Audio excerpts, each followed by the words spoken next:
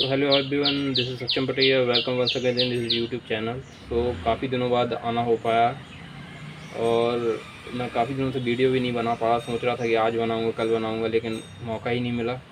और जैसे कि आप जानते हैं, अब 20 दिन बचे हुए हैं यूपी बीएड एंट्रेंस 2022 के लिए।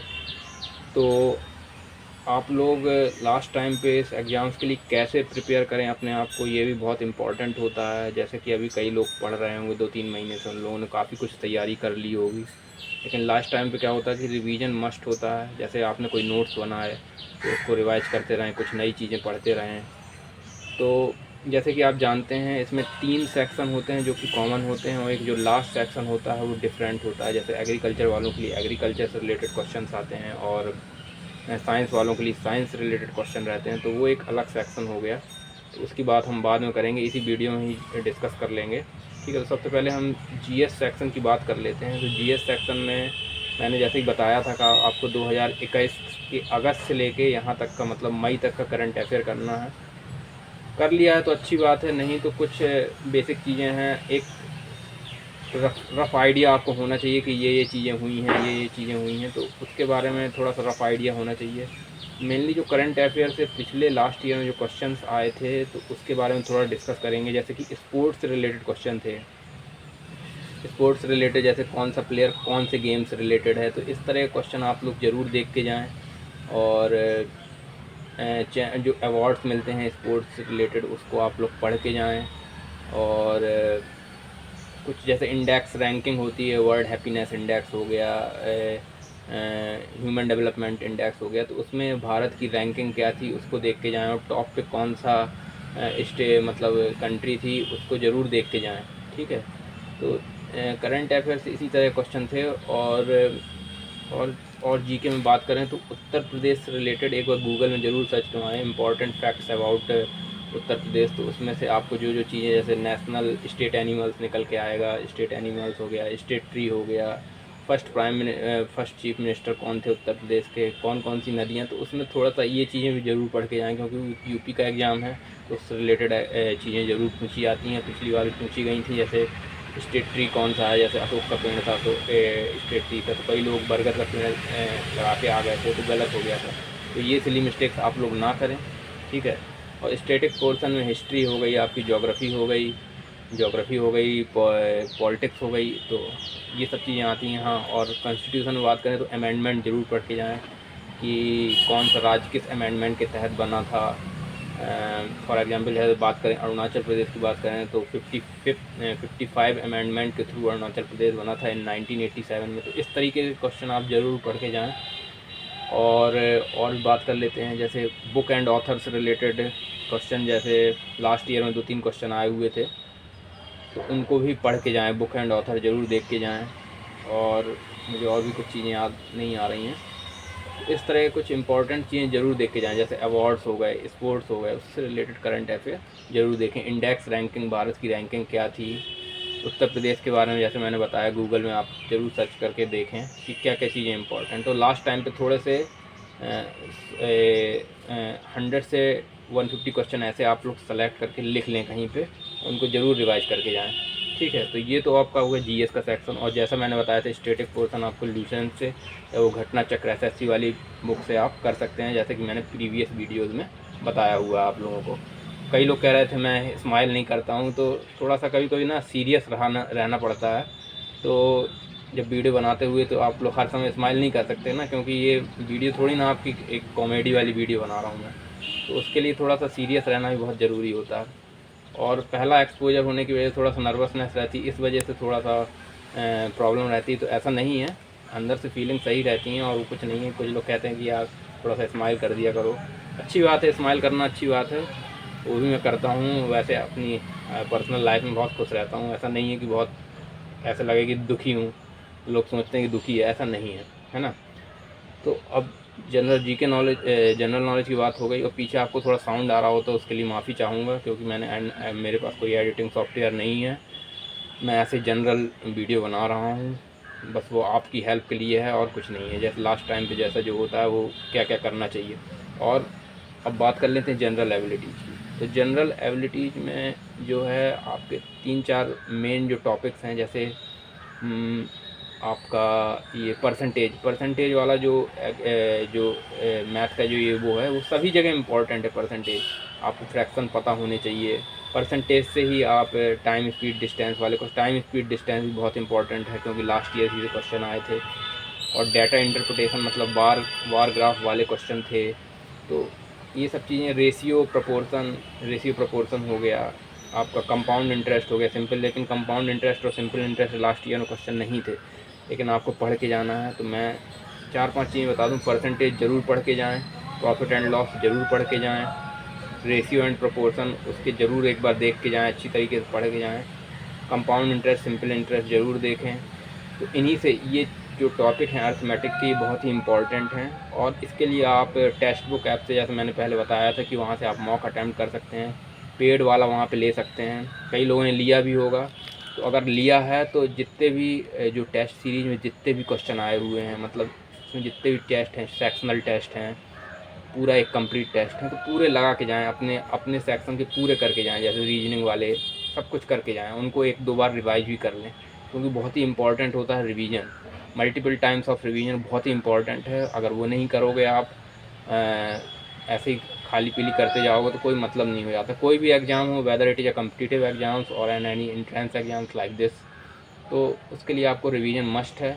और ऐसा नहीं है कि जो ये आप अभी तैयारी कर रहे हो, जो यूपी बीएड के लिए तैयारी कर रहे हो, वो आगे आपकी यूजफुल नहीं होगी। आगे भी आप इस चीज़ को कंटिन्यू में एक बना के रखना, और अदर एग्ज़ाम्स की भी तैयारी कर सकते हो। यही नहीं कि आप यूपी बीएड के लिए ही पढ़ रहे हो। ये मत सोचिए कि मैं यूपी बीएड के लिए ही पढ़ रहा हूँ, और भी अदर एग्ज़ाम्स के लिए आप इसका यूज कर सकते हैं। ठीक है, जैसे यूपी बीएड के बाद आप टीईटी का एग्ज़ाम्स भी देते हैं, तो उसमें भी बहुत इंपॉर्टेंट होता है। जीके का रोल बहुत है, मैथ का रोल बहुत है, तो ये सब चीज़ें बहुत इंपॉर्टेंट हैं। तो इसी तरह मैंने बताया जनरल एबिलिटीज़ में, रीजनिंग के सेक्शन में बात करें तो कोडिंग एंड डी कोडिंग में जो रैंकिंग होती है अल्फ़ाबेट वाली, वो आपको याद होनी चाहिए। लेकिन टाइम बहुत मिलता है, तो आप वहाँ पर रैंकिंग भी लिख सकते हैं, वहाँ पर लिख सकते हैं रैंकिंग। तो उसमें कोई वो नहीं है, रैंकिंग आप वहाँ पर लिख लीजिए। और उसके अकॉर्डिंग, मतलब वहाँ पे जैसे कोडिंग डी कोडिंग वाले क्वेश्चन आए, आपको क्यूब्स याद होने चाहिए और स्क्वायर रूट्स याद होने चाहिए। तो इस तरीके से वो चीज़ वहाँ पे बहुत हेल्पफुल होगी। और रीजनिंग में बात कर लें, ब्लड रिलेशन से क्वेश्चन लास्ट ईयर में था, सीटिंग अरेंजमेंट से क्वेश्चन आए थे। ठीक है, तो बहुत सिंपल चीज़ें हैं, वो आपकी अंडरस्टैंडिंग में डिपेंड करेगा। क्योंकि टाइम ज़्यादा मिलता है, तो आप रीजनिंग में थोड़ा कम फोकस भी करेंगे तो भी आपका हो जाएगा। लेकिन मैथ के लिए बात करें तो अड्डा 247 में जो छोटी छोटी क्विज आती हैं, जीके वाली क्विज आती हैं, मैथ वाली क्विज आती हैं, तो वो आप वहाँ से अटैम्प्ट करिए। भले ही आपके 0 नंबर क्यों ना आ रहे हों, उनको प्रैक्टिस करिए। इन लास्ट 20 डेज में आपको वो फार्मूले थोड़े से रिवाइज जो हैं, क्योंकि जब आप एग्ज़ाम में जाएंगे और अचानक से क्वेश्चन देखेंगे तो थोड़ा सा नर्वस हो जाएंगे। इसलिए मैं यही कहूँगा कि आप अपने फार्मूलों को रिवाइज करते रहिए। जैसे आपको नहीं भी आता टॉपिक तो थोड़ा सा और देख लीजिए, क्योंकि जनरल एबिलिटी जो वाला जो सेक्शन है, आप उसमें 50 आउट ऑफ 50 क्वेश्चन पूरे सही कर सकते हैं, क्योंकि उसमें आपकी एप्टीट्यूड टेस्ट की बात आती है। और वहाँ पे आपको ये नहीं होता कि नॉलेज आपकी चेक हो रही है। ठीक है, तो जनरल नॉलेज में तो ऐसा है, वो बहुत ही वास्ट टॉपिक है, उसमें आप चाहे जितना ही पढ़ें पता नहीं कहाँ से क्वेश्चन आ जाए, है ना। तो वो तो ठीक है, आप लोग कर ही रहे हैं, लेकिन जो जनरल एबिलिटी वाला सेक्शन है उसमें आप पूरे स्कोर कर सकते हैं। जैसे कि 50 क्वेश्चन होते हैं, 100 नंबर का होता है हर एक सेक्शन, तो टोटल 400 मार्क्स का होता है। तो उस सेक्शन में आप 100 आउट ऑफ 100 स्कोर कर सकते हैं। ठीक है, अब बात हुई एक ऑप्शनल वाले की, जैसे कि हिंदी और इंग्लिश वाली। तो जैसे मेरा हिंदी था, इंग्लिश था, तो इंग्लिश में मैंने बताया हुआ है उसमें YET यूट्यूब चैनल है, वहाँ से आप अपनी ग्रामर का सेक्शन कंप्लीट कर सकते हैं। लेकिन वही बात है ना कि उसके लिए बहुत टाइम चाहिए, कम से कम 3 से 4 महीने हमें उसको कवर करने के लिए चाहिए होता है। जैसा भी आप लोग जानते होंगे, यू नो योर पोटेंशियल, कि आपने कितना उसके लिए प्रिपेयर किया है। ठीक है, तो बुकैप्स पढ़ते रहें, बुकैप्स बहुत आते हैं, एंटोनिम्स आते हैं, फिल इन द ब्लैंक्स आते हैं, एक्टिव पैसिव आते हैं। ठीक है, तो इनको ज़रूर देख के जाएँ। थोड़ा सा अपना माइंड भी यूज करें, जैसे कुछ चीज़ें नहीं आती तो ऑप्शन एलिमिनेशन के थ्रू भी आप कर सकते हैं। और अराउंड मैं यही कहना चाहूँगा कि जितने भी सेक्शन हैं उसमें ऑन एन एवरेज आपको 70 मार्क्स स्कोर करना है, ताकि आपका जो स्कोर है 280 प्लस चला जाए। बस 280 प्लस चला जाए। वैसे 250 स्कोर भी अच्छा स्कोर होता है। 250 स्कोर अगर आता है तो आपको कहीं भी गवर्नमेंट कॉलेज मिल जाएगा। इस बार सीट्स भी बहुत ज़्यादा हैं, 10,000 सीट्स हैं, कई लोग छोड़ भी देते हैं, तो आपको मिल जाएगा। और जब अब रिज़ल्ट आएगा उसके बाद क्या करना है, कैसे अलॉटमेंट वाला प्रोसेस है, उसके बारे में हम लोग जब रिज़ल्ट आ जाएगा फिर उसके बाद डिस्कस करेंगे। आपको कहाँ का भरना चाहिए, कितनी दूर जाना चाहिए, ज़्यादा दूर का नहीं भरना चाहिए, तो इन सब चीज़ों की बातें उस वीडियो में करेंगे। और कुछ चीज़ें जैसे हाँ, जैसे जैसे साइंस वाले बच्चे हैं, जो साइंस वाले हैं, तो साइंस वाले सेक्शन की बात कर लेते हैं। तो साइंस वाले सेक्शन के लिए मैंने ल्यूसेंट जनरल साइंस की बुक बताई थी, वहाँ से आप पढ़ोगे काफ़ी होगा। और मैथ का जो सेक्शन आता है उसमें थोड़ा सा एडवांस मैथ के क्वेश्चन रहते हैं, जैसे आपको क्वाड्रेटिक इक्वेशन से क्वेश्चन दिख सकते हैं।